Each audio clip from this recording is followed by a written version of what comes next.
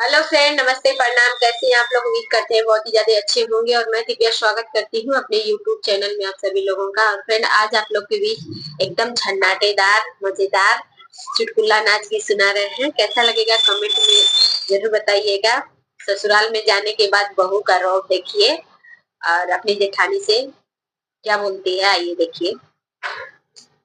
का करबू लड़के जेठानी हो, जेठानी हो, हमरे मनवा के मिलल परानी हो। का करबू लड़के जेठानी हो, जेठानी हो, हमरे मनवा के मिलल परानी हो।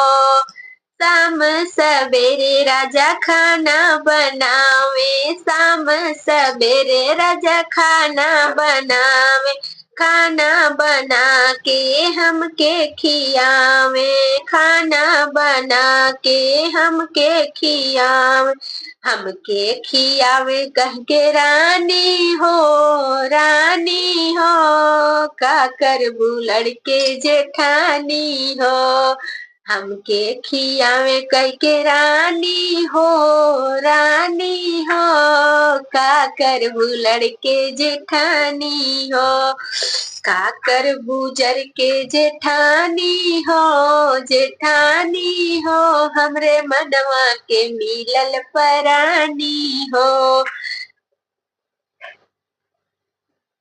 शाम सवेरे पिया झाड़ू लगावे, शाम सवेरे पिया झाड़ू लगाव, हमके कहे बैठ रानी हो, रानी हो, मोरे मनवा के मिलल परानी हो। हमके कहे बैठ रानी हो, रानी हो, मोरे मनवा के मिलल परानी हो। का करबू लड़के जेठानी हो, जेठानी हो, मोरे मनवा के मिलल परानी हो। शाम सवेरे पिया बिस्तर लगावे, शाम सवेरे पिया बिस्तर लगावे, हमके कहे सोआ रानी हो, रानी हो, हमरे मनवा के मिलल परानी हो। हमके कहे सोआ रानी हो, रानी हो, हमरे मनवा के मिलल परानी हो।